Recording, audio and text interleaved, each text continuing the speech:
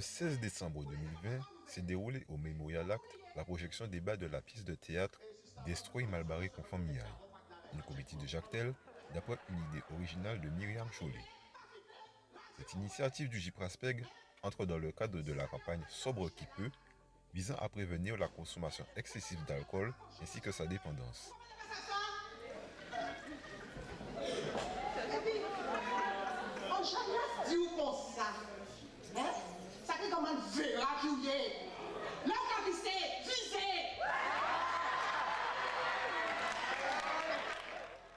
S'en est suivi une séance d'échange entre le public et les intervenants.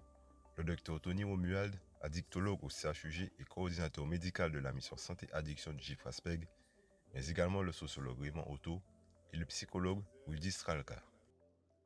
Lors de cet échange, différents thèmes ont été abordés, à commencer par la définition de l'addiction et de sa perception par les alcoolodépendants. Parce que l'addiction, c'est le fait de perdre le contrôle, c'est le fait de prendre plus que prévu, plus longtemps que prévu, plus souvent que prévu. Et de tellement perdre le contrôle qu'on ne sait pas quand est-ce qu'on va s'arrêter, on ne sait plus quand est-ce qu'on a commencé, et puis ça va crescendo, même lorsqu'on a des conséquences graves sur la santé physique, psychique, sur sa famille, sur son travail, sur ses relations. Quand même ça, on va continuer. Donc on est justement dans la définition même de l'addiction, c'est le fait de ne pas pouvoir se passer. Alors pour vous donner un élément quand même de compréhension physiologique, c'est qu'on a un système tous là dans notre cerveau qui s'appelle le circuit de la récompense. Et ce circuit-là, il s'est emballé. Et donc il faut un certain temps pour qu'il puisse retrouver, on va dire, un fonctionnement normal. Le circuit de la récompense. Et c'est important de pouvoir, me semble-t-il, interpeller tous ceux et celles qui sont dans une recherche de ce plaisir-là, parce que c'est vraiment cela. Il y a une recherche de ce plaisir qui fait que cette dépendance s'installe petit à petit, et il en a parlé tout à l'heure. C'est un plaisir. Il se peut qu'on arrive au plaisir, mais il se peut qu'on a des centres de ce produit-là qui arrivent dans le corps très rapidement, parce qu'il est un peu absorbé déjà dans la cavité du cœur, un tout petit peu, un petit peu aussi dans l'estomac, avant d'aller dans l'intestin. Et il y a une partie qui va dans le sang assez rapidement, sans passer par l'intestin et donc par le foie. Donc on a cette notion, donc si on a le plaisir, c'est qu'il est monté dans notre cerveau. Dans le circuit de la récompense, il va augmenter notre taux de dopamine, qui est le neuromédiateur central et qui va faire qu'on va assimiler ça à quelque chose de, tu as dit comment? Jouissif. L'analyse des idées reçues, des traditions ancrées dans notre culture et des différents comportements était également de mise. Dans certaines strates de la société, on véhiculait une idée forte de l'alcool. La dame, dans la pièce, au départ, elle dit effectivement que son compagnon a excellé sexuellement au regard de ce qu'ils avaient consommé. Donc, en fait, l'alcool rend plus puissant. Et effectivement, vous avez toute une phase de notre société où les gens, lorsque les jeunes hommes rentrent en rituel sexuel, on leur explique qu'il faut faire des cocktails, nanani, nanana, et rajouter de l'alcool parce que c'est ce qui rend performant. La deuxième chose, l'alcool rend plus fort dans certains corps de métier, singulièrement les métiers du BTP. Je ne suis pas en train de jeter le problème sur les métiers du BTP. Mais il y a cette croyance qui veut qu'effectivement, lorsque vous allez faire une charge de travail importante, il faut commencer par un didico et un feu. C'est une croyance. La troisième chose, c'est que pendant longtemps, le rituel de passage de l'adolescence à l'homme, c'était la consommation d'alcool. Je discutais avec un ami en disant, il n'y a pas si longtemps, on prenait son premier punch, on avait 23 ans, c'est-à-dire on sortait de l'armée. Et encore avant favorable, c'est-à-dire qu'il fallait que votre père, s'il est présent dans la maison, ou votre oncle vous autorise à consommer en même temps que lui.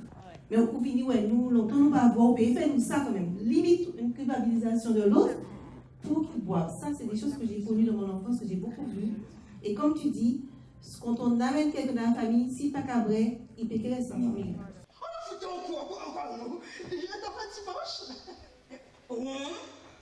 Pas d'alcool, juste une bière blonde.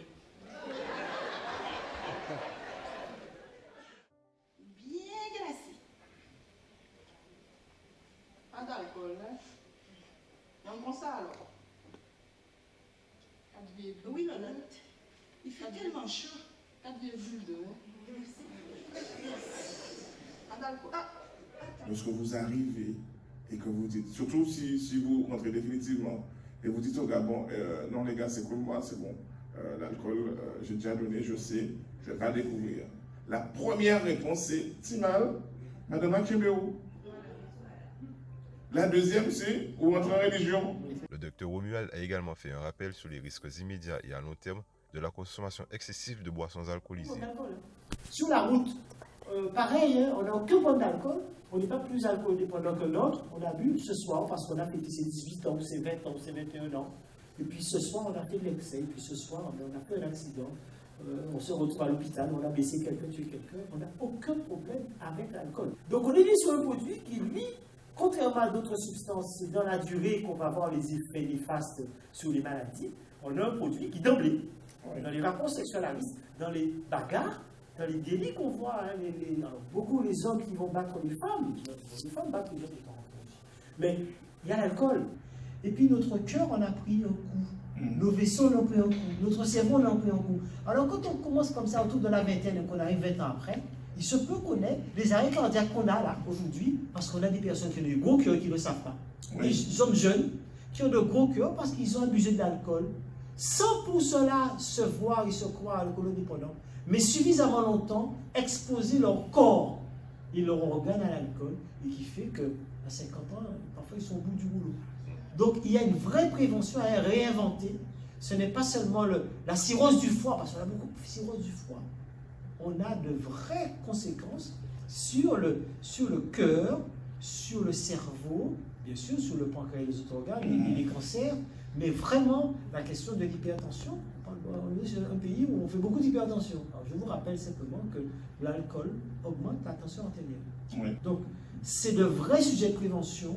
Pas se dire qu'on n'est pas concerné, 20 ans après, on se retrouve parmi les personnes qui ont fait l'infarctus du myocarde, qui sont au bout du boulot, qui sont simplement décédés, sans pour cela qu'on ait identifié un moment, un facteur possible qui aurait pu dire attention, voilà, on ne va pas ça, il meurt. Pour conclure, le docteur Stralka nous fait part d'un témoignage prouvant que même une personne souffrant de dépendance peut vouloir changer par elle-même. Et c'est avec un conseil bienveillant du docteur Romuald que s'est achevée cette soirée. Le patient m'a dit il y a quelques jours, je vais vous voir, parce qu'en fait,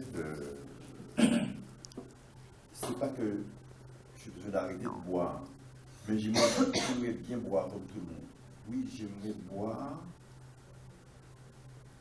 un coup, avoir envie de boire et boire. Il est dans une situation où il boit, même quand il n'a pas envie de boire. Et pour avoir une dépendance, il est obligé, il est contraint. Et il me dit qu'il voudrait revenir à être comme il était avant, à pouvoir prendre un verre quand il veut prendre un verre. Et après s'arrêter. Voilà. Là, on parle de le plaisir, le contrôle de sa consommation. Vous allez trouver une bouteille à la mer avec le message. Le message, c'est vous qui décidez de comment vous vous l'appropriez.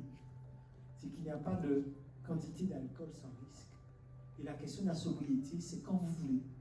Le jour où vous voulez, l'instant où vous voulez, le moment que vous allez choisir, mais que finalement, le jour où vous allez le décider, vous allez vous faire du bien, d'être un peu sobre de temps en temps, ou pourquoi pas si vous voulez toute la vie, pourquoi pas, c'est encore mieux, ça fait du bien. Si maintenant vous décidez de boire, vous avez aussi le choix. On vous a mis de l'autre côté, là derrière, les quantités, les équivalences, et vous verrez que le rhum, les bières, c'est marqué derrière. Vous voyez que le plus petit trait là, c'est les 2,5 centilitres de rhum qui vont faire un verre standard. Les 2,5 centilitres de rhum qui vont faire un verre standard. Vous pouvez sortir ça pour boire de l'eau avec vos amis, voilà. Mais en tout cas, c'est vraiment la question de la sobriété qui nous semble importante aujourd'hui. On ne vous a pas dit de ne pas boire, mais on vous dit complète sobre, être dans le changement.